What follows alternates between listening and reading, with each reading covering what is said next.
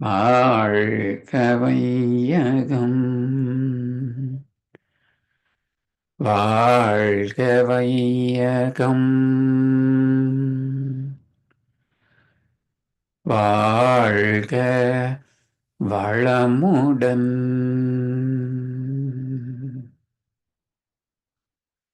சிந்தனையை உடல் நலத்தை சீரமைத்து உய்வித்த குருவே வாழ்க, குருவே துணை. வேதாத்திரியம் வாழ்க வளமுடன்.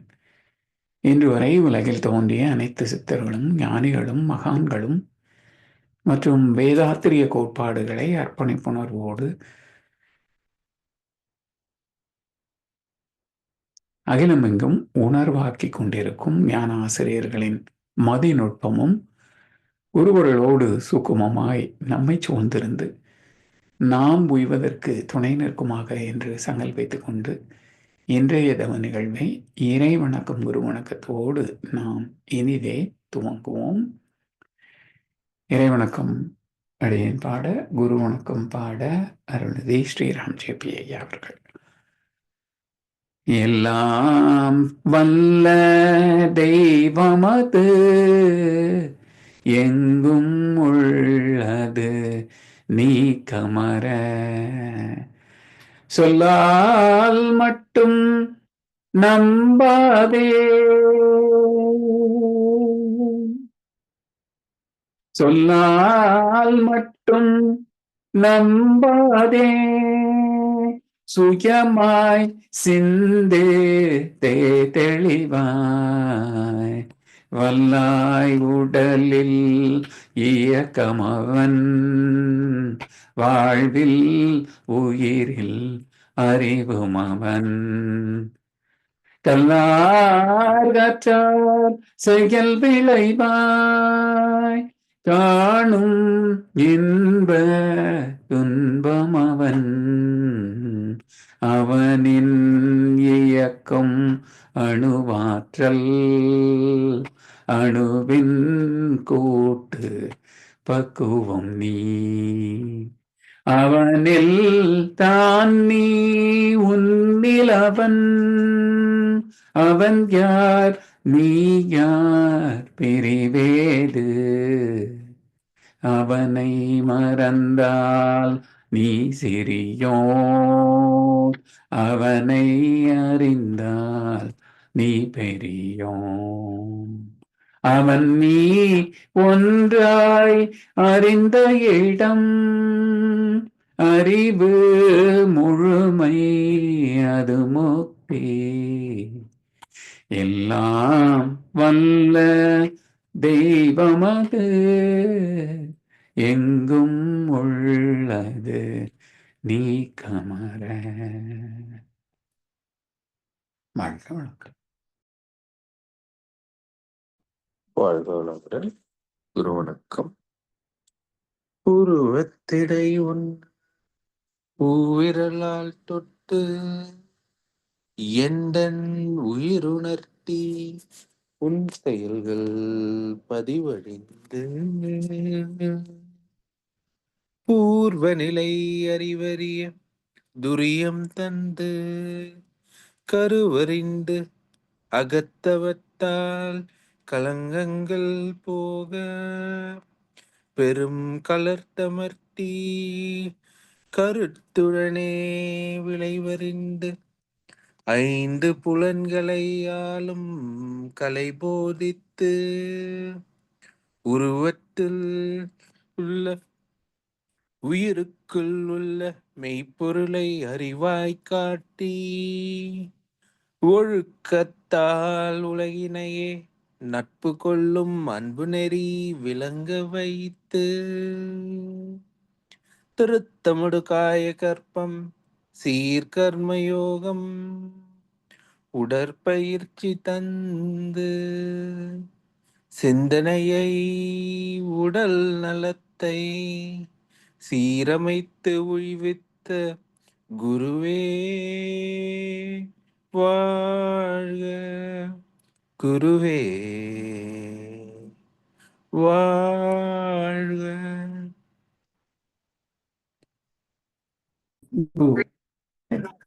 குருவே துணை. வாழ்க வையகம், வாழ்க வையகம், வாழ்க வளமுடன். இன்று நமக்காக சிறப்பு தவம் நடத்திய அருள்நெறி அருளையா அவர்களை வாழ்த்துவோம். அருள்நெறி அருளையா அவர்கள் வாழ்க வளமுடன். அவர்களின் அன்பு குடும்பம் வாழ்க வளமுடன். அவர்களின் உடல்நலம், பொருள்வளம், மனவளம், அவர்களின் ஆன்மீக தொண்டு வாழ்க வளமுடன், வாழ்க வளமுடன், வாழ்க வளமுடன். வாழ்க வளமுடன் ஐயா. இன்று கேள்வி பதில். நான் அன்பர்கள் யாருக்காவது கேள்விகள் இருந்தால் முன்வாருங்கள். அடியனுக்குள்ள கேள்வியை நான் முன் வைத்து விடுகிறேன். வாழ்க வளமுடன் ஐயா. காலச்சக்கரத்திலே நிறைய அனுபவங்கள் இல்லையா? ஓடிக்கிட்டே இருக்குது. கீழே உள்ளது மேலே, மேலே உள்ளது கீழே இல்லையா? சுழன்று ஓடும் பொழுது அப்போ ஏதோ ஒரு காரணத்தினால் இப்போ நாமளோ அல்லது மற்றவர் ஏதோ ஒன்று அவர்கள் வினைப்பயன் ஆற்றுகிறார்கள். என்ன செய்கிறாங்க?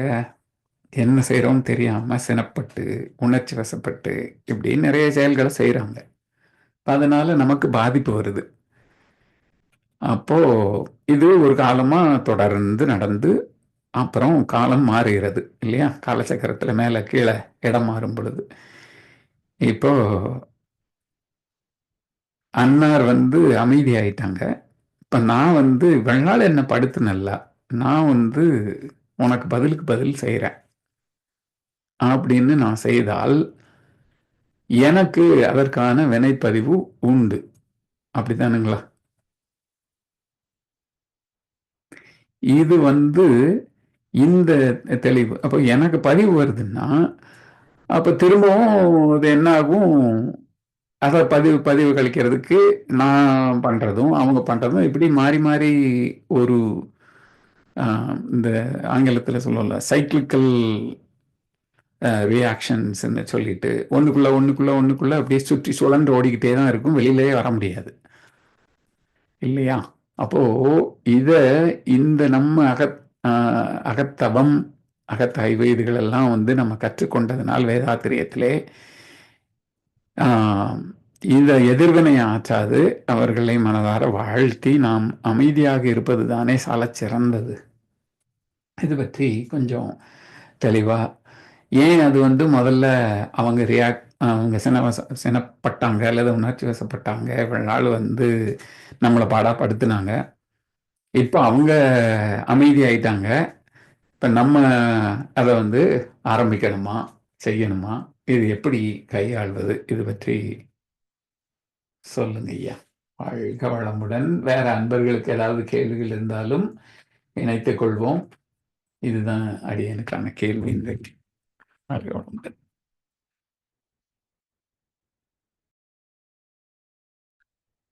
வாழ்க வளமுடன் ஐயா. பண்ணலையா? அன்மியூட் பண்ணல. வாழ்க உடனே. அதாவது இயற்கையின் அமைப்புல பதிதல் பிரதிபலிதல் ஒரு அமைப்பு. ஏற்கனவே நம்ம அன்பு குரல் கவிகளிலே சில கவிகளிலே திரும்ப திரும்ப இந்த கருத்து வந்ததை பார்த்தோம். ஈர்த்து சுருக்கி இருப்பாய் மரத்தை காலத்தில் காட்டும் அப்படின்லாம் பார்க்குறோம். இப்போ எல்லா அனுபவங்களுமே ஜீவன்களில் குறிப்பாக மனித இனத்தில் எல்லா அனுபவங்களும் ஒன்று விடாமல் ஈர்த்து சுருக்கி இருப்பாக்கப்படும். அது நல்லதோ கெட்டதோ எல்லாமே பாசிட்டிவ் நெகட்டிவ் அலைகளாகத்தான் உள்ள பதியும். அப்போ அந்த ஆக்கப்பூர்வமான அலைகள் அதிகமாகிற போது அதனுடைய வெளிப்பாடு நன்மைகளாகவும், நெகட்டிவ் வேவ்ஸ் அது அதிகமாக இருந்து வெளிப்படுகின்ற போது துன்பமாக நமக்கு வெளிப்படும். சரி, இப்போ துன்பம் என்று எதை நாம் தரம் பிரிக்கிறோம்? இப்போ பக்கத்து வீட்டிலே 2 பேரும் சண்டை போட்டுக்கிறாங்க, திட்டிக்கிறாங்க, அது நம்ம பாதிக்கல. சில பேர் ரசிக்கவும் செய்வாங்க, சேடிஸ்ட் பீப்புள். நல்ல வர்க்கம் எப்படி சண்டை போட்டுக்கிறாங்களே அப்படின்னு அவர்களே வாழ்த்தவும் செய்வாங்க. ஆனாலும் அது நம்மை பாதிப்பது இல்லை.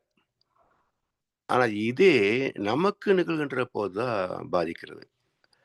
அப்படி என்றால் பிடிக்காதது, துன்பம், இப்படி எத்தனையோ வார்த்தைகள் எப்படி இருந்தாலும் 2 விதயங்கள் எல்லாம். ஒன்று, உடலுக்கு தாங்க முடியவில்லை என்றால் துன்பம். மற்றது, மனதுக்கு ஏற்க முடியவில்லை என்றால் துன்பம். இப்படி 2 வகையிலையும் பாதிக்கப்படுவது மனசுதான். உடம்பு சரியில்லைன்னாலும் மனசு பாதிக்கப்படும். பிரச்சனைகள் வருகின்ற போது உடம்புக்கு பிரச்சனை கிடையாது, ஆனா மனசு தனியாக பாதிக்கப்படும். அப்போ ஒன்றை ஏற்றுக்கொள்ள முடியவில்லை, தாங்க முடியவில்லை என்றால் அதுதானே நமக்கு பிரச்சனை, துன்பம் எல்லாமே. சரி, இது ஏன் நமக்கு நிகழ்கிறது? நாம் ஒண்ணுமே செய்யாம இது போன்ற ஒரு தீமை நமக்கு விளையுமா என்ற ஒரு சிந்தனை செய்கின்ற போது எல்லாமே காஸ் அண்ட் எஃபெக்ட் தானே. அப்ப இது நமக்கு வருவதற்கு வாய்ப்பு கிடையாது. பிறகு ஏன் வருகிறது என்றால் நம்முடைய வினைகள். அந்த இயற்கையின் ஒழுங்கமைப்பு குறுக்காக போய் செய்தவை. இதெல்லாம் நம்முடைய கருமையத்திலே ஆத்மாவிலே பதிந்து முதிர்வு நேரத்திலே வெளிப்படுகின்ற போது யாரோ ஒருத்தர் ஏதோ ஒரு நிகழ்ச்சி மூலமாகத்தானே நம்மை துன்பப்படுத்த முடியும், வருத்தப்படுத்த முடியும். அதனால்தான் மகர்ஷி என்ன சொல்றாங்கன்னா, உண்மையில் எதிரி உனக்கு உண்டு எனில், நமக்கு துன்பத்தை கொடுக்கக்கூடிய ஒரு பகைவன் நமக்கு உண்டு என்றால் அசல் பகைவன் யார்? உண்மையில் எதிரி உனக்கு உண்டு எனில் உன் உள்ளத்தில் எழும் ஒழுங்கற்ற எண்ணமே. எண்ணத்துக்கு மூலம் மனம், மன இயக்கம். மன இயக்கம் என்பது அனுபவங்களின் பிரதிபலிப்பு. அப்ப பிரதிபலிப்பது ஆத்மா. அனுபவங்களை பிரதிபலிக்கிறது என்றால் ஏற்கனவே நாம் செய்தது பிரதிபலிக்கிறது. அதனால் எண்ணம், சொல், செயல் வழியாக நமக்கு துன்பம் வருகிறது. சரி, இப்ப நாம காரணம் இல்லை.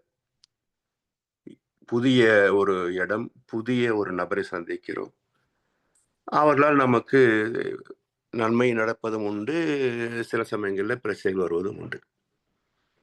இப்போ புதிய ஊரு அல்லது புதிய நாடு, புதிய மனிதன், இவன் மூலமாக ஏன் எனக்கு மன கஷ்டமோ அல்லது உடல் துன்பமோ வருகிறது அப்படின்ற போது, இயற்கை எங்கே நாம் இருந்தாலும் அந்தந்த சூழலில் யாரோ ஒருவரை பயன் கொண்டுதான் நமக்கு துன்பத்தை தர முடியும்.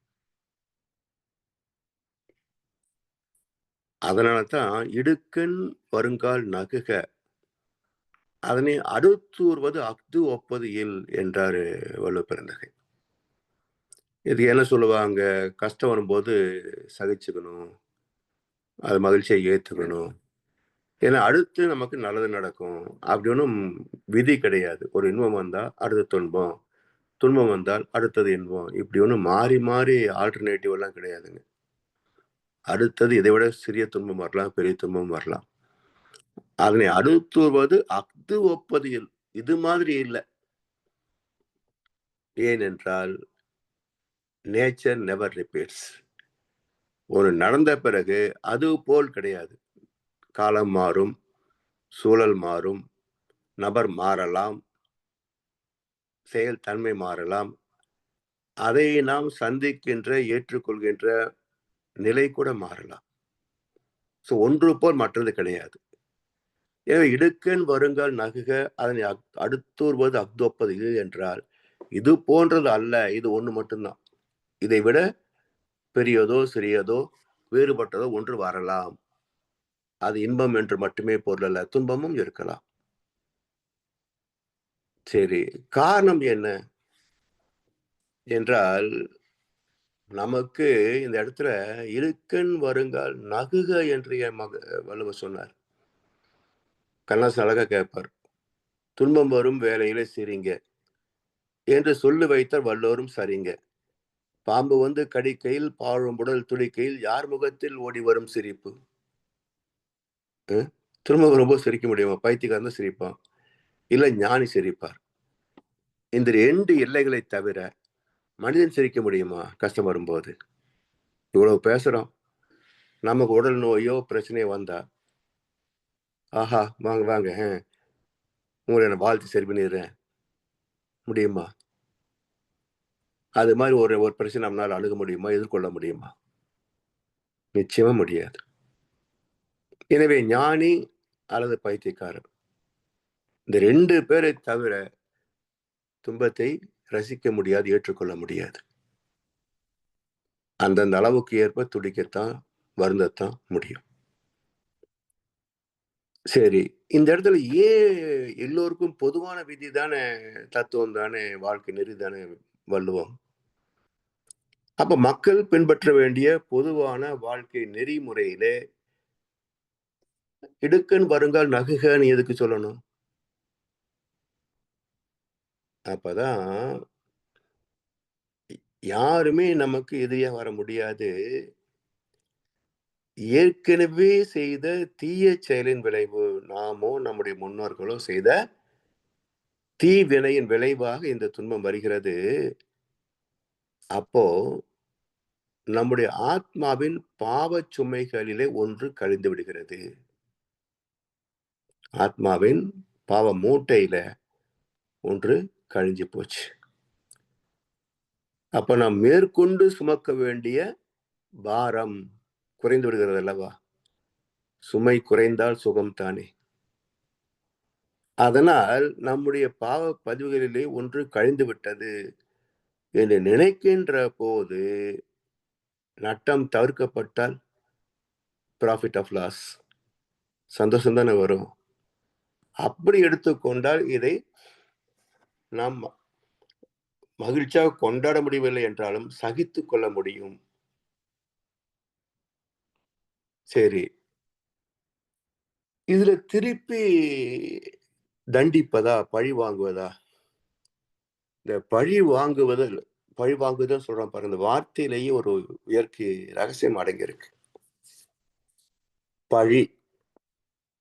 பழி செயல், அதனுடைய விளைவு.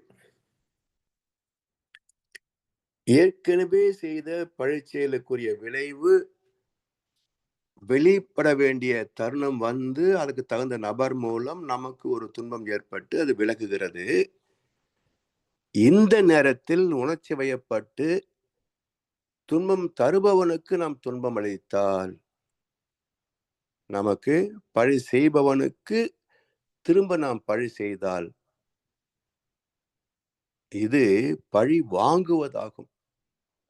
ஏன்னா இனி மேற்கொண்டு எனது பாவத்தை அவன் சுமக்கப் போகிறான். ஏன்னா இயற்கையில எரடிகேஷனே கிடையாது, ஒன்லி டிரான்ஸ்ஃபர் தான். Energy can neither be created nor destroyed, but it can be transferred. அதே போல வினை பதிவும் அப்படித்தான், டிரான்ஸ்ஃபர் ஆகும், அழியாது. அப்ப என்னுடைய ஆத்மாவிலிருந்து ஒரு தீய வினையை நீக்க வேண்டும் என்றால் அதற்கு தகுந்த ஒரு நபர் மூலம் துன்பத்தை கொடுத்து இந்த சுமையை அங்க ஏற்றுகிறான், இடமாற்றுகிறான். இப்போ எதிரிகளை வாழ்த்துவதுன்னு ஏன் மகிழ்ச்சி சொல்றாங்க? உன்னை நிந்திப்பவர்களுக்காகவும் உதாசீனம் செய்பவர்களுக்காகவும் நீங்கள் பிரார்த்தனை செய்யுங்கள் என்று பைபிள் சொல்லுது. ஏன்? இன்னா செய்தார்க்கும் இனிவே செய்யாக்கால் என்ன பயத்ததோ சால்பு.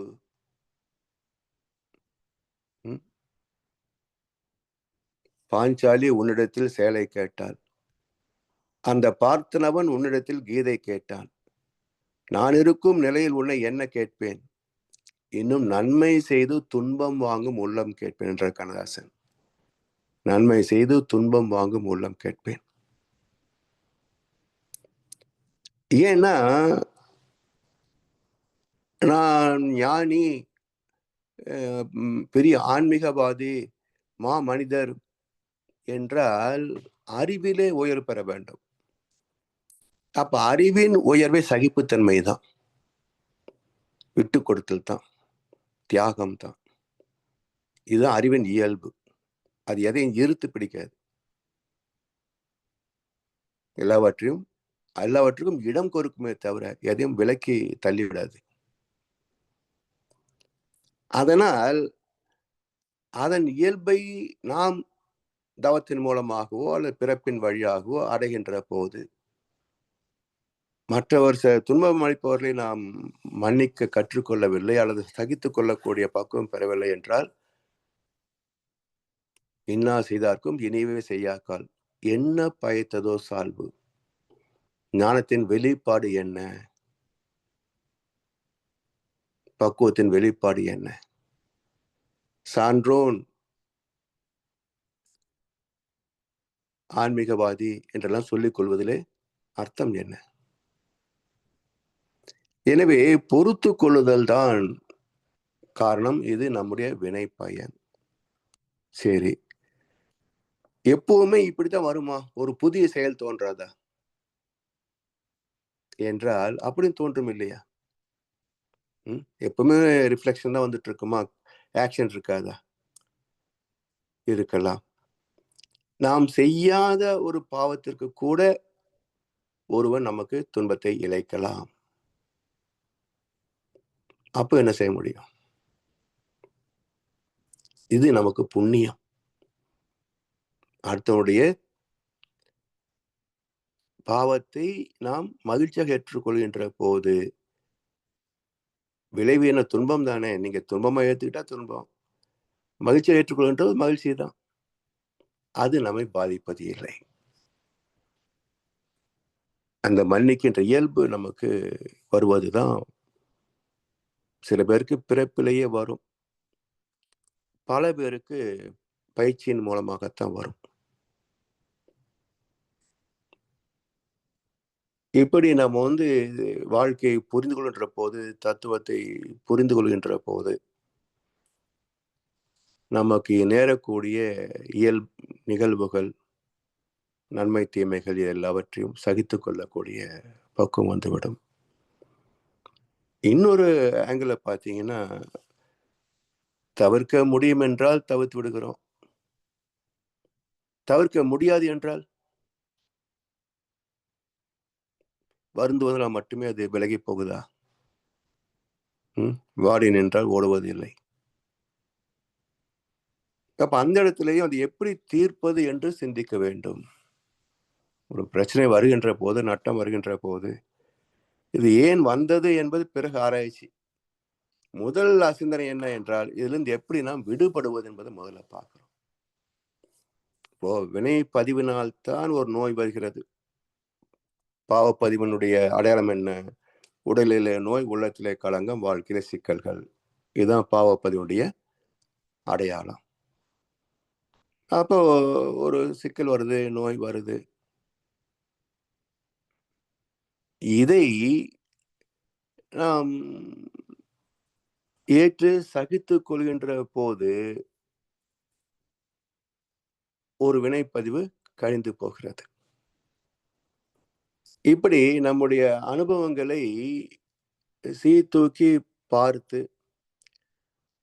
எல்லாமே இயற்கையுடைய செயல் விளைவு திட்டத்தின் கீழ் நடக்கிறது. பெரும்பாலும் ஒருத்தருடைய தொடர்பு அல்லது நிகழ்வு என்பது அறிந்தோ அறியாமலேயோ அலட்சியப்படுத்தியோ செய்யக்கூடிய வினைகளால் தொடர்ந்து ஒரு இயக்கம் நடந்து கொண்டே இருக்கிறது. இதுல நல்லவர்களும் உண்டு, கெட்டவர்களும் உண்டு என்று தனியா பிரிக்கவே முடியாது. இப்போ நமக்கு சம்பந்தம் இல்லாத ஒருத்தர் துன்பத்தை கொடுக்கிற போது பகைவன் என்கிறோம். உடன் பிறப்புகளுக்கிடையிலேயே எதிர்பார்ப்பு, ஏமாற்று இல்லையா? இல்ல கணவன் மனைவிக்குள்ளேயே கருத்து வேறுபாடுகள், மனக்கசப்புகள், சில மாற்ற முடியாத குணங்கள், இதெல்லாம் நமக்கு மன கஷ்டத்தை கொடுக்கறது இல்லையா? ஸோ எல்லாமே இயற்கையின் நியதியில இருக்கத்தான் செய்யும். என்ன உடம்பு ஏத்துக்கிட்டா நமக்கு பிரச்சனை இல்லை, மனசும் ஏத்துக்கிட்டா நமக்கு பிரச்சனை இல்லை. அது பொருந்தாதைத்தான் நம்ம தீவினையாக உணர்கிறோமே தவிர அதை நம்ம அலட்சியப்படுத்துகின்ற போது எதுவுமே நம்ம பாதிப்பது இல்லை. அதுக்காகத்தான் என்ன சொல்றாங்க, சாட்சி பாவனையாக வாழ்க்கை நடத்தணும்ன்றாங்க. அதுக்குத்தான் இத்தனை தத்துவங்களும் பயிற்சி முறைகளும் எல்லாம் எதுக்காக என்ன, யாருமே இங்க புண்ணியாத்மா கிடையாதுங்க. 100க்கு 100 நான் புண்ணியவான் என்று யாரும் சொல்லிக்க முடியாது. அதே போல 100% நான் பாவி என்றும் யாரும் சொல்லிக்க முடியாது, யாரையும் சொல்ல முடியாது. எல்லோருமே கலவைகள் தான், எல்லோருமே பாவ புண்ணிய கலவைகள் தான். இதுல எது அதிகமா இருக்குது என்பதை வைத்து நல்லவன் கெட்டவன் நாம் தரம் பிரிக்கிறோம். குணம் நாடி குற்றமும் நாடி அவற்றுள் மிகை நாடி மிக்க கொளல், அவ்வளவுதான். அதனாலதான் சாமிஜி என்ன சொல்லுவாங்கன்னா, குற்றவாளி பாவி என்று யாருமே இல்லை உலகிலே. கண்ணதாசன் சொல்லுவார், சுட்டும் விரலால் எதிரியை காட்டி குற்றம் கூறுகையில் மற்றும் 3 விரல்கள் உந்தன் மார்பினை காட்டுதலா என்பார். யாரையும் குற்றம் சொல்றதுக்கே இல்லை, நம்மகிட்டயும் நிறைய தான் இருக்கும். எனவே யாருமே 100% புண்ணியவான் கிடையாது, பாவியம் கிடையாது. அப்ப வாழ்க்கை என்பதும் ஆரோகணம் அவரோகணம் ரெண்டும் சேர்ந்ததுதான் வாழ்க்கை. ஒரே மாதிரி மேலேயே போயிட்டு இருப்பேன்னு யாருமே கிடையாது.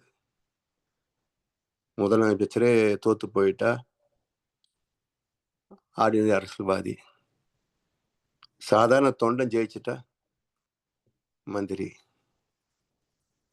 நேற்று வரைக்கும் நல்லா இருந்தது, திடீர்னு ஒரு பாலிசி சேஞ்சஸ், பல கோடி அடிபடுது.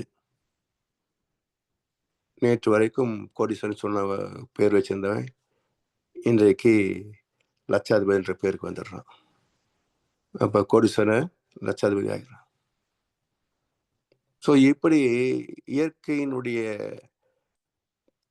செயல் விளைவு விதியிலே சிக்காதவர்கள் யாருமே கிடையாதுங்க. அதனால தான் நம்ம சிறப்பு என்பது நாம ஒரு இமேஜ் வச்சிருக்கிறோங்க. யாரும் நாம வாழ்ந்த சரித்திரம் எழுத போறதில்லை, நாம எழுத வச்சாலும் படிக்க போறதும் இல்லை. அவ்வளவுதான். முடிந்த வரைக்கும் யாருக்கும் துன்பம் இல்லாமல் வாழ்ந்து விட்டால் போதும். நன்மை செய்வது என்பது முடிந்தால் செய்யலாம், செய்ய முடியலன்னாலும் பெரிய வருத்தத்துக்குரிய செய்தி அல்ல. ஆனா வருத்தப்பட வேண்டிய விஷயம் என்னன்னா, யாருக்கும் நாம் துன்பம் செய்துவிடக்கூடாது. எண்ணம் சொல் செயலால் யாருக்கும் துன்பத்தை தந்துவிட முடியாது கூடாது. ஏன்னா இதுதான் நம்முடைய சந்ததிகளை தாக்கும்.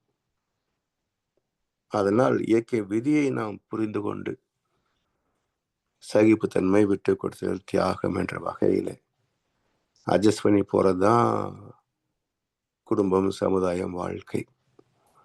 அட்ஜஸ்ட்மெண்ட் இல்லைன்னா மென்டல் ஆயிடுவோம். திரும்ப திரும்ப அதையே நம்ம ஒன்று வச்சுக்கிட்டு இருந்தோம் வச்சுங்களேன், அது நம்முடைய மன இறுக்கமாக மாறி தூக்கத்தை கெடுத்து உடல் நலத்தை கெடுத்து அது பைத்தியமாக்கிறோம். அப்ப சுயநலத்தை மையமாக கொண்டாவது மன்னிக்க கற்றுக்கொண்டுதான் ஆகணும். சகிப்புத்தன்மையை வளர்த்துக்கொள்ளதான் வேணும், வேற வழியே கிடையாது. வாழ்க்கை என்பது அதுதான், டாலரன்ஸ், அட்ஜஸ்ட்மெண்ட், சாக்ரிஃபைஸ். வாழ்க்கை ஐயா. அருமை ஐயா, அருமை, சிறப்பு, ரொம்ப மகிழ்ச்சி ஐயா. வாழ்க வளமுடன். வாழ்க்கை ஐயா. நண்பர்கள் யாருக்காவது ஏதாவது கேள்விகள் இருக்கா? நிறைவு செய்து ஐயா கேளுங்கய்யா. அருணகிரி ஐயா. ஐயா வணக்கம், வாழ்க வளமுடன். வாழ்க்கை ஐயா. ஐயா 2 கேள்வி இருக்கு, மற்ற நேரம் கருதி நான் ஒண்ணு மட்டும் கேட்கறதுக்கு முயற்சி பண்றேன்.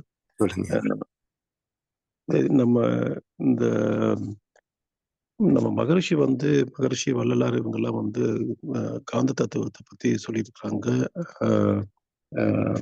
இந்த யூனிவர்ஸ் எப்படி வந்தது, சுத்தவெளி எப்படி வந்தது அப்படின்னு சொல்லி ஒரு கோட்பாடு அவங்க விளக்கம் கொடுத்திருக்காங்க. சரி. ஆனா ஐன்ஸ்டீன் காலத்துல இருந்து இப்போ ஸ்டீவன் ஹாக்கிங்ஸ் வரைக்கும் ஒவ்வொரு விஞ்ஞானிகளும் ஒவ்வொரு விதமான கருத்துக்களை சொல்லியிருக்காங்க. உதாரணமா இவங்க 4th டைமென்ஷன் பத்தி எல்லாம் கூட பேசுறாங்க. அப்படி இருக்கும்போது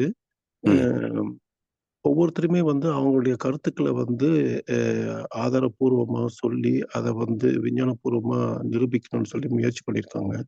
சரி நம்ம மகரிஷி ஐயா சொன்னதை வந்து நம்ம அதே மாதிரி விஞ்ஞானபூர்வமா சொல்லி நிரூபிச்சு இதை பண்றதுக்கு முயற்சி எடுத்திருக்காங்களா? இல்ல அது எடுத்து அந்த மாதிரி எடுத்திருந்தாங்கன்னா எந்த அளவுக்கு போயிருக்குங்கய்யா? அதாவது எனக்கு அதை பத்தி ஃபுல் இது இல்லை, அதனால கேட்குறேன். நம்ம உலக சமுதாய சேவா சங்கத்தை பொறுத்த வரைக்கும் இப்படி ஒன்றும் சாலிடா ஒரு ஆராய்ச்சி எடுத்ததாக தெரியல. ஓகே. அங்கங்கே சில முயற்சிகள் இப்போ அறிவியல் அரங்கம்னு ஒரு தினசரி நடந்துட்டு இருக்குது. இப்போ நம்ம அமெரிக்கன் டயத்தில் சிக்காகோ டைம் பார்த்தீங்கன்னா 8:30 to 9:30 தினசரி காலையில் அதில் நிறைய பேசிக்கிட்டு இருப்போம். ஆனால் இதை நிரூபிக்க முடியாது என்பது என்னுடைய கான்செப்ட். என்னை பொறுத்த வரைக்கும் இது நிரூபிக்க முடியாது. வாழ்த்தினால் வரும் பண்ணுங்க, அது ஏற்கனவே நிரூபிச்சிருக்கிறாங்க. நிறைய இங்கே ஃபார்ம்ஸ் இருக்கு பாருங்க, கேட்டில் ப்ரீடிங், பசு வளர்க்குறது, இதில் எல்லாம் வந்து மியூசிக்கு ஏற்கனவே அவங்க மியூசிக் அப்ளை பண்ணிட்டுருக்குறாங்க. நிறைய பால் கறக்குறாங்க. இதெல்லாம் சயின்டிஃபிக்லி ப்ரூவ்டு. இதை மறுபடியும் நாம் போய் வாழ்த்தி சரி வளர்த்துட்டேன்னு காட்ட வேண்டிய அவசியம் இல்லை. அதே போல் அணு இயக்கம் இதெல்லாமே ரெண்டும் ஒத்து போகுதுன்னு சொல்லலாமே தவிர நிரூபிக்கிறதுக்கு ஒன்றும் முடியாது. சரி, இப்போ ரெண்டாவது, சயின்ஸ் ஏன் திணறுது? இப்போ காட் பார்ட்டிக்கிள் வரைக்கும் வந்தாங்க. அப்போ காட் பார்ட்டிக்கிள் என்ன ஆகுது அப்படின்னா அதை வந்து கண்டுபிடிக்க முடியல, அதிர்வுகளாக மறைந்து போகிறது அப்படின்னு தான் நிரூபிச்சிருக்கிறாங்க. ஸோ காட் பார்ட்டிக்கிள் பிடிக்க முடியாத போது இந்த ஸ்பேஸ் அல்லது பிளாக் மேட்டர், டார்க் மேட்டர் என்பது என்ன அப்படின்றத சயின்ஸ்னால இது வரைக்கும் பிடிக்க முடியல. இன்னும் தேடிட்டு தான் இருக்கிறாங்க. காரணம் என்னன்னா, சயின்ஸ் வந்து எப்போ இன்ஸ்ட்ருமெண்ட்ஸ், கால்குலேஷன் வச்சு தான் தேடுவாங்க. இன்ஸ்ட்ருமெண்ட்ஸு அண்ட் கால்குலேஷன், இந்த ரெண்டுக்குமே 4 டைமென்ஷன் வேணும். Time, distance, volume, force, 4 dimension வேணும். ஸோ இந்த 4 டைமென்ஷன் வச்சு தான் அணு முதல் அனைத்தும் செயல்பட்டு கொண்டு இருக்கும், ஆட்டம்ல இருந்து எல்லாமே. இப்போ அணுவுக்கு மூலம் வந்து காட் பார்ட்டிக்கல். ஆனால் விஞ்ஞானம் காட் பார்ட்டிக்கல் பார்க்கறதுக்கு முடியல அப்படின்னுச்சு. அப்போ அணு வரைக்கும் அதில் கூறாக ஏன்னோ புரோட்டான், நியூட்ரான், அதுக்கு மேலே வந்து குவார்க்ஸு, வேற ஏதோ பாசிட்ரான், ஏதோ பேர்லாம் வைக்கிறாங்களே, இது மாதிரி அவங்களால உணர முடிகிறதே தவிர நுண்ணிய ஃபண்டமெண்டல் டஸ்ட் பார்ட்டிக்கல் வந்து காட் பார்ட்டிக்கல், ஹிக்ஸ் போசான் பார்ட்டிக்கல்னு வச்சுட்டாங்க. காரணம் என்னன்னா, இந்த நுண்ணிய அதிர்வுகளாக காணாம போயிடுது பாருங்க. அந்த லீனியர் கொலையிலிருந்து அது ஒரு கரும் புகையாக வெளிப்பட்டு நுண் அதிர்வுகளாக காணாமல் போயிடுதுன்றாங்களே. எங்கே போகுது என்றால், இந்த காணாமல் போகக்கூடிய நுண்ணிய அதிர்வுகளை அளக்க முடியலன்னு சொல்றாங்க. காரணம், ஒன்றுக்கொன்று நீங்க ஒரு கேப் இருந்தா தான் இது ஒண்ணு அப்படின்னு கவுண்டிங் பண்ண முடியும். ஆனா அந்த நுண்ணிய அதிர்வுகளில் கேப் கிடையாது, ரொம்ப க்ளோஸா இருக்கும். ஸோ இறை துகள் என்பது ஒன்றை இன்னொன்று விலக்கி நிறுத்தாது. இரண்டுக்கும் இடையில என்ன சொல்வது, அதாவது பிரிவு கிடையாது. அப்போ 2 டைமென்ஷன் காட் பார்ட்டிகல் என்பது 2 டைமென்ஷன், ஃபோர்ஸ் அண்ட் வால்யூம் 2 மட்டும்தான் இருக்கும். ஸோ டிஸ்டன்ஸ் இல்லை, டைம் இல்லை. அதனால 4 டைமென்ஷன் வச்சுக்கிட்டு உருவான கணக்கு, அணுக்களின் சேர்க்கையால் உருவாக்கப்பட்ட கருவிகள், இந்த 2ஐ வைத்துக்கொண்டு இந்த 2 அம்சங்கள், காட் பார்ட்டிகிள் அண்ட் காட், இந்த 2ஐயும் எந்த காலத்தை கண்டுபிடிக்க முடியாது. அதற்கு துணை செய்வது மெய்ஞானம் மட்டுமே. சரி, இந்த மெய்ஞானத்தை சைவ சித்தாந்தம் எப்போ பேசியிருக்குதுங்க. தத்துவம் தோன்றிய காலத்திலேயே, கடவுள் என்ற சிந்தனை தோன்றிய காலத்திற்கு பிறகு முதல் சுத்தவெளியுடைய இயல்பை கண்டது சைவ சித்தாந்தம் தான். ஸோ சிவம் என்று அவங்க சொல்றாங்க இல்லையா, அது இருப்பு, எல்லையற்றதுன்னு தான் அர்த்தம். அந்த எல்லையற்ற சிவம் என்ற பெயர் வைக்கப்பட்ட அந்த சுத்தவெளி, அதுக்கு 6 முகம் இருக்கிறது என்று கண்டது சைவ சித்தாந்தம். அது என்னன்னா அகோரம், ஈசானம், தத்புருஷம், வாமதேவம், சத்யோஜதம், திருவதனம். ஸோ இப்படி 6 முகங்கள் அந்த சுத்துவலிக்கு இருக்கு, சிவனுக்கு இருக்குன்னு முடிச்சுட்டாங்க. சரி, இதுல என்ன விளக்கம் பார்த்தீங்கன்னா, அகோரம் என்பது கும் இருட்டு. அகோரின்னு சொல்லுவாங்க நார்த் இந்தியால எல்லாம். அகோரின்னா அந்த கும் இருட்டை அறிந்தவர்கள் அப்படின்னு அர்த்தம். ஆனா அங்க நடக்கிற கூத்து கும்பமேளா பார்த்தீங்கன்னா, இது உண்மையிலேயே அப்படித்தானா இல்லை பேய் பிடிச்ச கதையான்னு தெரியல. ஏன்னா ஒவ்வொருத்தரும் டிஃப்ரெண்ட் காஸ்டியூமு, சாம்பலை பூசிக்கிட்டு, சிவபெருமான் மாதிரி வேஷம் போட்டுக்கிட்டு என்னென்னவோ பண்றாங்க. இதை ஆன்மீக நிச்சயம் பக்கத்திலும் மக்களும் நம்பரா வச்சுக்கோங்க. ஆனா உண்மையிலே சுத்தை உணர்ந்தவர்கள் இதெல்லாம் பண்ண மாட்டாங்க. ஸோ கும் இருட்டு என்ற அந்த சுத்து வழியை உணர்ந்தவர்கள் அகோரி, அது அகோரம். சரி, அது ஈசானம். ஈசான மூலம், நான் என்ற மூலம் இல்லாதது. அனைத்துக்கும் மூலமாக இருந்தாலும் தனக்கு ஒரு மூலம் இல்லாதது ஈசானம், அகோரம், ஈசானம். சரி, இது எப்படி இருக்கிறது? தத்புருஷ, அறிவாக இருக்கிறது, பேரறிவாக இருக்கிறது. இந்த 3 பண்புகள் அடுத்து என்ன பண்ணுது? சத்யோஜதம். சத்யோஜதம் என்றால் அமாவாசை முடிஞ்சு பௌர்ணமி துவங்குது பாருங்க, முதல் பிறை, 3ஆம் பிறை நாம கஷ்டப்பட்டு பார்ப்போம். அந்த இருட்டிலிருந்து ஒரு வெளிச்சத்தை நோக்கி திரும்புது பாருங்க, அமாவாசையிலிருந்து பௌர்ணமி நோக்கி திரும்புது இல்லையா? அது போல இந்த சுத்தவெளியிலிருந்து எழுச்சி பெற்ற ஈவ் என்று சொல்றோம் பாருங்க பைபிள்ல. ஈவ் என்றால் சக்தின்னு அர்த்தம்.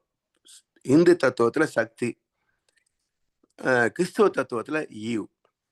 ஆடம் அறிவு, ஈவ் சக்தி. அந்த ஈவ் என்ற வார்த்தை அது ஒற்றை, ஈவ் ஈவன், அந்த ரெட்டப்படம் வரும் இல்லையா? ஆட் அண்ட் ஈவன் சொல்றோம். ஈவ் ஈவன் ஈவன்ட்டு எல்லாமே வரும். New year eve, Christmas eve என்றால் நாளை கிறிஸ்துமஸ், இன்றைக்கு ஈவ்.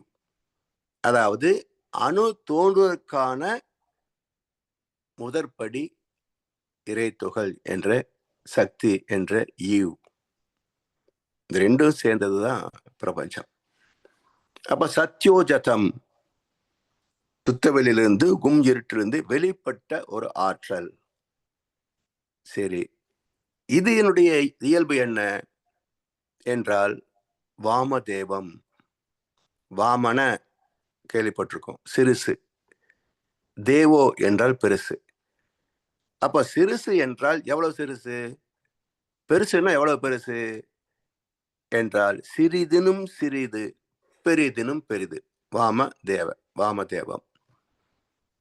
சரி, இப்ப பெரிதினும் பெரிதுக்கு மூலம் என்ன? சாமிஜி ஒரு நாள் கேட்டாங்க, இது மிகப்பெரியது அப்படின்னா. நமக்கு இதெல்லாம் தெரியுமே சுவாமிஜி, பிரபஞ்சம் அப்படின்னும். சரி, அவ்வளவு பெரிய பிரபஞ்சத்துல இந்த அணுக்கள் எல்லாம் ரொம்ப சிறுசு தானே? ஆமா சாமிஜி, அதெல்லாம் தூக்கி எடுத்து போட்டுருங்க. பிரபஞ்சம் எங்கே என்னாரு? காணாம போச்சு சாமி. அப்போ எது பெரிதினும் பெரிதோ அதற்கு மூலம் சிறிதினும் சிறிதாகிய. இரும்பு தோலை உரித்து பார்க்க யானை வந்ததில்லை என்றார் கண்ணதாசன். இரும்பு தோல் உரிச்சு பார்த்தா யானை எப்படி வரும்? அப்போ அணுவை பிரித்து பார்த்தால் இறைத்துகள் அடிப்படை. அதேதான் பிரபஞ்சத்தை உரித்து பார்த்தாலும் இறைத்துகள் தான் அடிப்படை. அது போல எறும்புக்கும் நுண்ணிய துகள் தான் அடிப்படை, யானைக்கு நுண்துகள் தான் அடிப்படை. சைஸ்ல குவாண்டம்ல பேதம், அவ்வளவுதான், குவான்டிட்டியில பேதம். அடுத்தது இது கூட இன்னொன்னு இருக்கு, திருவதனம். திரு என்றால் காந்தம். அப்ப பஞ்சபூதங்களிலே பஞ்ச தன்மாற்றம், ஜீவன்களிலே 5 புலன்கள், 5 அறிவு, இவை அனைத்தையும் ஆராய்ந்து அறிந்து தெரியக்கூடிய மெய்ப்பொருள் அறிவு, பகுத்தறிவு, 6ஆம் அறிவு. இதெல்லாம் முதல் கண்டுபிடிச்ச சைவ சித்தாந்தம். இதே மாதிரி கிட்டத்தட்ட இதை பேஸ் பண்ண மாதிரி வச்சுங்களேன். இதுக்கு பிறகு சுத்தவெளி பற்றி பேசிய ஒரே மகான் வேதாத்ரி மகர்ஷி அவர்கள். என்ன சொல்றாங்க? Kinematic, quivering, highly transparent, mighty, dark and fluid matter. சுத்தவெளிக்கு 6 பண்புகள். Kinematic, quivering, highly transparent, mighty, dark and fluid matter. இது சயின்ஸோட ஒத்து போகும். ஸோ இந்த 6 வார்த்தைகள் சயின்ஸுக்கு விளக்கி சொல்லலாம். இந்த 6ம் எங்கேருந்து வந்தது? மூலம் ஒன்றுதான், தட் இஸ் டார்க் மேட்டர். அப்ப அந்த ஸ்பேஸ் சொல்லக்கூடிய டார்க் மேட்டருக்குள்ள இந்த 6ம் சப்மிசிவ் கேரக்டர்ஸ் அடக்கம் பெற்றிருக்கிறது. எப்படி விதைக்குள்ள ஒரு விருட்சத்திற்கான அனைத்தும் அடங்கியிருக்கிறதோ அதுபோல் இந்த பிரபஞ்சத்திற்கான அனைத்தும் இந்த 6க்குள் அடக்கம். இந்த 6 சுத்தவெளியின் தன்மைகள், கேரக்டர்ஸ். ஸோ இந்த 2 புரிஞ்சுக்கிறதுக்கு கால்குலேஷனும் சொல்ல முடியாது, கருவிகளும் பயன்படாது. அதனால்தான் இந்த விஞ்ஞானி, விண்ணிலிருந்து தான் ஞானி. விண்ணுக்கு முதல் மெய்ஞானி, விண்ணுக்கு முதல் காட் பார்ட்டிக்கல். ஸோ காட் பார்ட்டிக்கலுக்கு ஞானம் வரல, விண்ணிலிருந்து தான் ஞானம் பெற முடியும். விஞ்ஞானி தான். ஆட்டம், எலக்ட்ரான்ல இருந்தா ஞானம் வரும், அதான் விஞ்ஞானம். அதுக்கு முன்னாடி எலக்ட்ரானுக்கு மூலமாகிய காட் பார்ட்டிக்கல், அதுக்கு மூலமாகிய காட். இதை புரிஞ்சுக்கிறதுக்கு மெய்ஞானம் மட்டும்தான் துணை செய்யும். ஸோ விஞ்ஞானம் எந்த காலத்திலேயும் இதை அறிய முடியாது என்று டிக்ளேர் பண்ணினாரு மகர்ஷி அவர்கள். வாழ்க உடனே. ரொம்ப ஆழ்ந்த விளக்கங்கய்யா. இதை நீங்க சொன்னதை நம்ம புரிஞ்சுக்கிட்டு அதை விஷுவலைஸ் பண்றதுக்கு ரொம்ப நேரம் பிடிக்கும். நாங்க திரும்பி போட்டு கேட்டு இது பண்ணிக்கிறோங்கய்யா. மிக்க மகிழ்ச்சி ஐயா. ஒரு சின்ன கேள்வி நீங்க சொன்னதுல இருந்து அதை மட்டும் கேட்டுறேன், முடிஞ்ச டைம் இருந்ததுன்னா சொல்லுங்க. நீங்க முதல்ல ஒரு விளக்கம் கொடுத்துட்டு இருந்த போது இந்த மாதிரி பாவங்கள் பத்தி நமக்கு வர்ற கவலைகள் எல்லாமே ஒவ்வொரு முறையும் நமக்கு ஒரு பிரச்சனை வரும்போது அதனால நம்ம கவலைகள் இருக்கும் பொழுதுதான் நம்ம நம்மளுடைய பாவங்கள் ஒன்னொன்னா தீர்ந்துகிட்டே போகுதுன்னு நீங்க சொன்னீங்க இல்லைங்களா? அப்போ இது இது ரிலேட்டடா மெத்தலாஜிக்கல்ல ஒரு கேள்வி இருக்குங்கய்யா. அது மகாபாரதத்துல குந்தி தேவி எப்பயுமே இறைவனை வேண்டி அழுதுகிட்டே தான் இருப்பாங்களாம். அவங்க அப்போ அவங்க அழுதுகிட்டே இருக்கும்போது கேட்டபோது, நீ ஏன் எப்ப பார்த்தாலும் இந்த மாதிரி அழுதுகிட்டே இருக்க? நீ உன் பையன் கர்ணன் தொலைஞ்சிட்டான் அப்படின்றதுக்காக நீ அழுதுகிட்டே இருக்கியா அப்படின்னு கேட்டபோது அந்த அம்மா என்ன சொல்லியிருக்காங்கன்னா, இல்ல நான் நான் அழுதுகிட்டே இருந்தேன்னா நான் இறைவனை நினைச்சுக்கிட்டே இருப்பேன். நான் இறைவனை நினைச்சுக்கிட்டே இருக்கிறது தான் எனக்கு பிடிக்கும். அதனால நான் அந்த மாதிரி இறைவனை நினைச்சிட்டே இருக்கணுன்றதுக்காக நான் அழுதுகிட்டே இருக்கேன். மகிழ்ச்சியா இருந்தேன்னா நான் இறைவனை மறந்துடுவேன் அப்படின்னு சொல்லி சொன்னதா ஒரு இடத்துல படிச்சேங்கய்யா. அப்போ அதுக்கு மூல காரணம் நீங்க சொன்ன காரணம் தானா? அதாவது தன் கவலையோட இருந்து அது அந்த பாவத்தை நீக்கிடுவோம் அப்படிங்கிறதுக்காக இல்லைங்கய்யா. இது சமுதாய மக்களுக்கு சொல்லக்கூடிய ஒரு கற்பனை அறிவுரை தான். ஏன்னா நாம எப்போ நீங்க மக்கள் கூட்டம் கோயிலுக்கு அதிகமா போகுதுன்னு பாருங்களேன். கஷ்டம் வந்தவன் தொடர்ந்து பர்ஃபெக்டா போவான். 48 செவ்வாய்க்கிழமை ராகு காலத்துல துர்கம்மன் கோயில்ல போய் எலுமிச்சை பழத்தை தலைகளை திருப்பி போட்டு விளக்கேற்றணும்னு சொன்னா பர்ஃபெக்டா ராகு காலத்தை ஞாபகம் வச்சு 48 மணி வாரம் போவோம். அப்போ எப்போ நம்ம கஷ்டம் வருகிறதோ அப்பதான் தெய்வத்தை பற்றி சிந்தனை அதிகமாக நமக்கு வரும். அதனால் தெய்வத்தை மறக்காமல் இருக்க வேண்டும் என்று சொன்னால், இறைவா எனக்கு நிறைய கஷ்டத்தை கொடு என்று நிறைய பேர் கேட்டிருக்காங்க. மகாபாரத் மட்டும் இல்லை, பக்தி மார்க்க கதைகளிலே இது போன்ற கருத்து ஈவன் ஔவையார் கூட கேட்டதாக இதுல செய்தி வரும். மீண்டும் பிறந்தால் ஐயனை உன்னை மறவாமல் இருக்க வேண்டும் என்று திருவள்ளுவர் சினிமாவில் கூட ஒரு டயலாக் இருக்கு. ஸோ இப்படி நிறைய வரும். ஸோ இது என்னன்னா, வாழ்க்கை என்பது life is a festival, celebrated அப்படிம்பாரு ஓஷோ. அழுதுட்டு இருந்தா நீங்க எப்படி என்ஜாய் பண்ண முடியும் வாழ்க்கைய? ஸோ அப்படி அல்ல, மகிழ்ச்சியும் வேண்டாம், அழுகவும் வேண்டாம். சாந்தமான மனநிலையில் சலனமின்றி ஆய்ந்திட. எல்லாவற்றையும் அமைதியா இருந்துட்டு போனா போதும். மகிழ்ச்சி என்பது ஒரு ஒரு உச்சம், துன்பம் என்பது ஒரு பாட்டம். ஸோ இந்த 2 எல்லை கூட வேண்டாம். என்று மத்தியில மிடில் பாத், 2 சமமாக ஏற்றுக்கிட்டு, கடலளவு கிடைத்தாலும் மயங்க மாட்டேன், அது கையளவே ஆனாலும் கலங்க மாட்டேன். இந்த பக்குவம் தாங்க சரியான வாழ்க்கைக்கு தேவையான பக்குவம். இல்ல அது புரியுதுங்க. இப்போ நீங்க வந்து அந்த அம்மையார் வந்து அப்படி இருந்ததுக்கு காரணம் வந்து இல்ல, அப்படி இருந்தது கற்பனை தான் அது. ஓகே. அப்படி இருந்தா தன்னுடைய பாவப்பதிவுகள் வந்து ஓகே, தன்னுடைய பாவப்பதிவுகளை குறைச்சிக்கிட்டே வந்தோம்னா நம்ம வந்து சீக்கிரமா கடவுள்கிட்ட ஒரேடியா போய் சேர்ந்துடலாம், மறுபிறவி இருக்காது அப்படிங்கிறதுக்காக அப்படி இருந்தாங்களான்னு தெரியல. அதுக்காக தான் இருக்கலாம். ஏன்னா நமக்கு வந்து இறைவன் வருகின்ற போதுதான் அறநெறி இருக்கும். இல்லைன்னா மறந்துட்டு நம்ம வந்து சுயநலத்தின் பிடியில சிக்கி தப்பு பண்ணிடுவோம். ஸோ இறை உணர்வு என்பது என்னன்னா, அறத்தை பின்பற்றுவதற்கான மனநிலைக்கு பேர் தான் இறை உணர்வு. தெய்வத்தை அறிந்தால்தான் தெய்வ நீதியை பின்பற்றுவாங்க. அப்ப இறை நினைவு எப்போ இருக்கணும் அப்படின்றதுக்காக சொல்லப்படுகின்ற ஒரு கற்பனை கருத்தை தவிர, அழுதுட்டே இருந்தோம்னா வாழ்க்கை நீங்க என்ஜாய் பண்ண முடியாது இல்லையா? வருத்தப்படுறதுக்காக ஒரு ஜீவன் பறக்க முடியுமா? இது தப்புன்றதுக்கு கீதையிலேயே ஒரு ப்ரூஃப் இருக்கு. கீதையில என்ன சொல்றாங்க? தர்மசம் ஸ்தாபனாத்தாய சம்பவம் யுகே யுகே. எப்போதெல்லாம் துன்பம் ஏற்படுகிறதோ அந்த துன்பத்தை நீக்கி இன்பத்தை பெறுவதற்கு என்னை நானே பிறப்பித்துக் கொள்கிறேன். அது அவதாரம். அப்போ ஒவ்வொரு ஜீவன், நுண்ணுயிரிலிருந்து, தாவரத்திலிருந்து, விலங்கிலிருந்து எடுத்தீங்கன்னா, மனிதன் தான் உங்களுக்கு வந்து உடல் அளவிலையும் சரி, செயல் திறமையிலையும் சரி, எல்லா வகையிலையும் ஒரு நிறைவான மனிதன் என்றால் மனித இனம் மட்டும்தான் ஒரு நிறைவான ஜீவன். அந்த இடத்தை வருவது தான் பரிணாமம், விபூதி யோகம் என்றெல்லாம் கீதையிலேயே பேசுது. அதனால் இதெல்லாம் சில கற்பனை கதைகள், அந்த என்ன சொல்றது, பத்திரிகைகள்ல, இந்த யூடியூப் பிட்ஸில் இதில் வரக்கூடிய செய்தியை தவிர உண்மையில குஞ்சு அழுட்டு இருந்தான்ட்டு கிடையாது. உண்மையில மகாபாரதம் என்ற ஒரு சரித்திரம் கிடையாது. அது ஒரு இதிகாசம். சில உண்மை நிகழ்ச்சிகளை வச்சு கற்பனைகளை கலந்து எழுதப்பட்ட ஒரு இதிகாசம். இதிகாசம் என்றால் மக்களுக்கு இப்படித்தான் வாழணும் அப்படின்ற ஒரு இலக்கணத்தை காட்டுவது இதிகாசம். ராமாயணம், மகாபாரதம், கந்தபுராணம் மூன்றுமே வந்து இதிகாசங்கள், சரித்திரம் அல்ல. சரிங்களா? சரிங்க, ரொம்ப ரொம்ப மகிழ்ச்சி. நன்றிங்க. வணக்கம். நன்றிமா. வாழ்க முடன். கார்த்திகேயன் ஐயா. ஐயா வாழ்க முடன். வாழ்க முடன் ஐயா. ஐயா நன்றிங்க ஐயா, ரொம்ப நல்ல விளக்கங்க.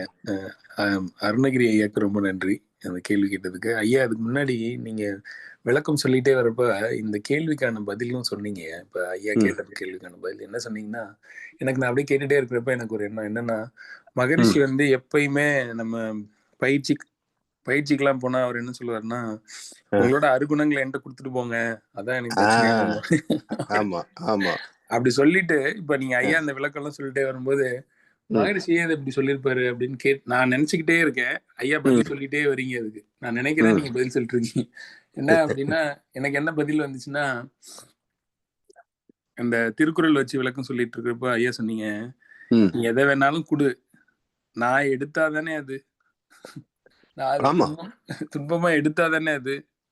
அப்ப எல்லாமே அந்த at the end of the day வந்து இந்த மனம் அப்படின்றதோட நிகழ்வுல வந்ததுக்கு அப்புறம் ஏத்துக்கிட்டா அது துன்பம், ஏத்துக்கிட்டா அதுக்கு கவலை, ஏத்துக்கிட்டா அது இது.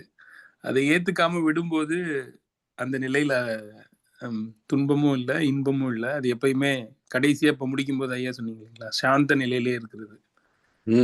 ஆமாங்க. நன்றிங்க. நல்லா நன்றி. நன்றிங்க. கேள்வி வரும்போது தான் புதிய புதிய கருத்துக்கள், சில கோணங்களை வரும். நன்றிங்க. நன்றிமா. வாழ்க முடன். அருமை. மகிழ்ச்சி ஐயா. மகிழ்ச்சி ஐயா. வாழ்க முடன். புனையப்பட்ட இதிகாசங்கள், கற்பனை, அது ப்ரூஃப் ஐயா,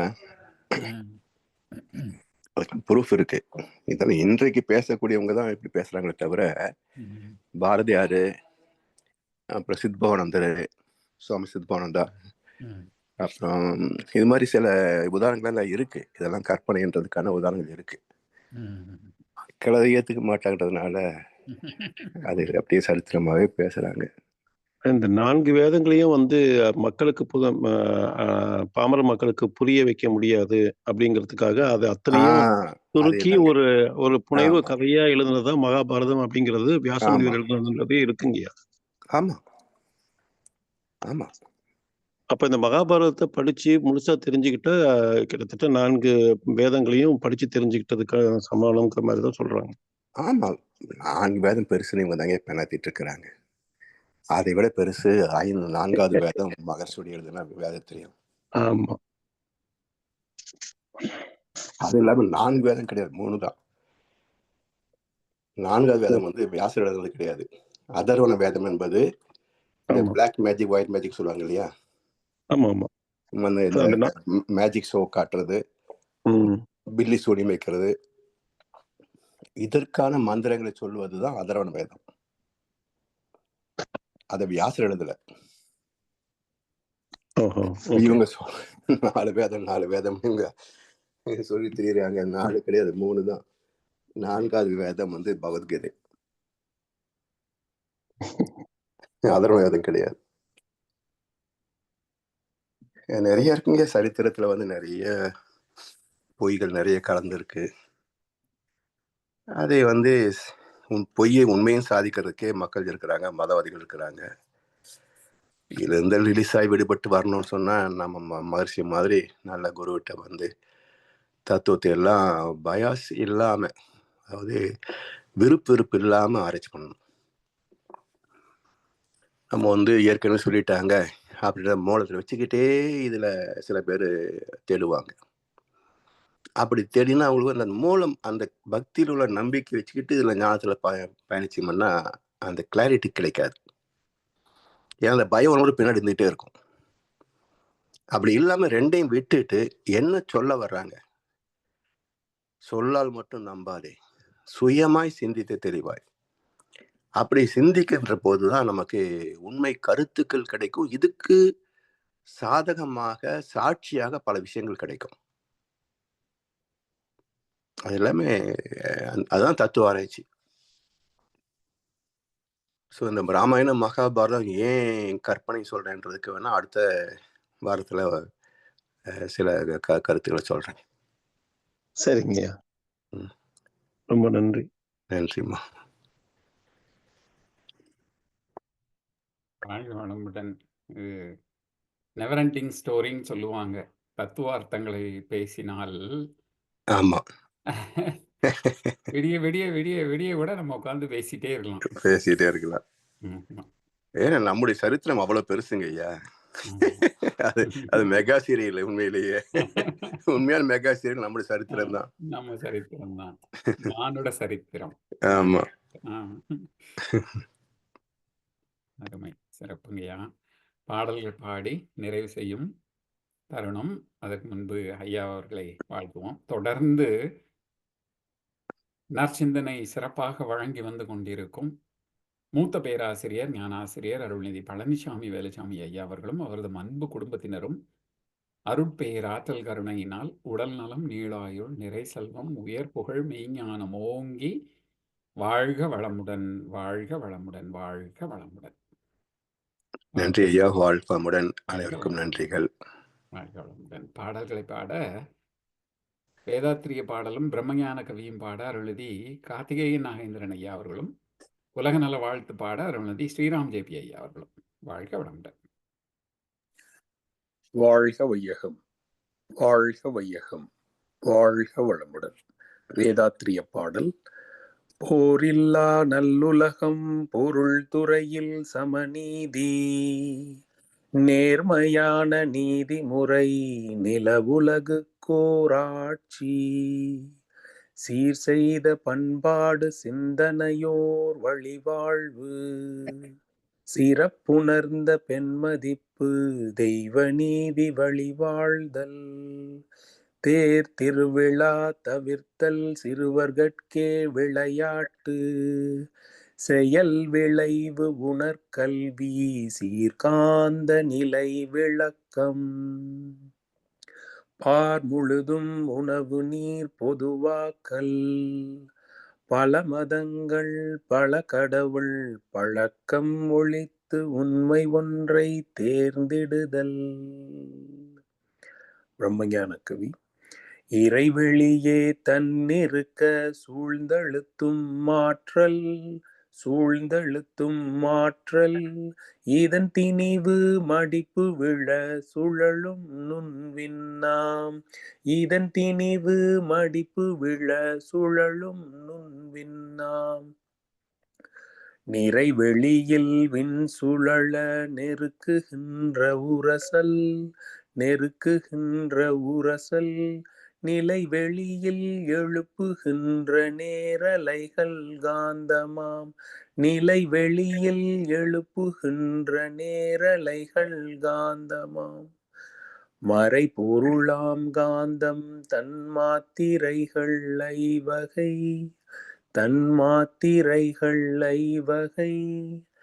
மலைக்காதீர் விண்கூட்டம் மாபூதம் ஐந்துமாம் மலைக்காதீர் விண்கூட்டம் மாபூதம் ஐந்துமாம் முறையாய காந்த அலை மனமாம் உயிருடல்களில்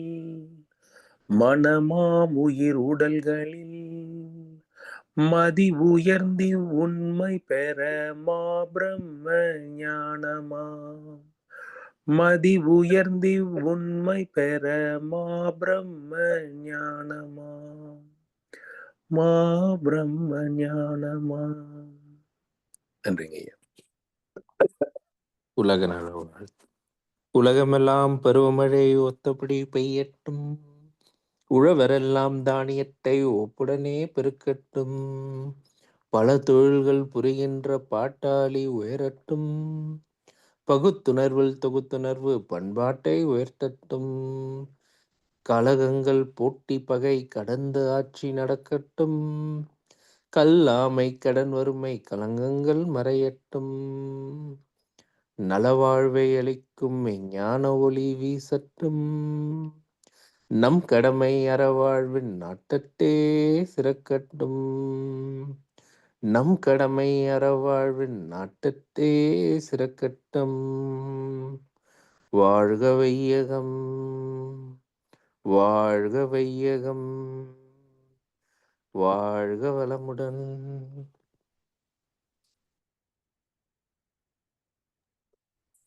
வாழ்க வளமுடன். இன்றைய தவத்தில் கலந்து கொண்ட அன்பர்கள், தவத்தை வழிநடத்தியோர், நச்சிந்தனை வழங்கியோர், பாடல்கள் பாடியோர் அனைவரும் வாழ்க வளமுடன். அவர்களின் அன்பு குடும்பம், அவர்களின் உடல் நலம், மனவளம், பொருள் வளம், மருள் தொண்டு, ஆன்மீக தொண்டு வாழ்க வளமுடன், வாழ்க வளமுடன், வாழ்க வளமுடன். இத்துடன் இன்றைய காலை தவம் நிகழ்வு மகிழ்வோடும் இனிதே நிறைவு பெறுகின்றது. இறையருளும் குருவருளும் நம் அனைவரையும் எப்பொழுதும் சூழ்ந்திருந்து நம்மை திரைநிலை உணர்பயணத்திலே சிறந்த முறையிலே வழிநடத்தட்டும் என அனைவரையும் வாழ்த்தி வணங்கி நன்றி கூறி அமைகிறோம். வாழ்க வையகம், வாழ்க வையகம், வாழ்க வளமுடன்.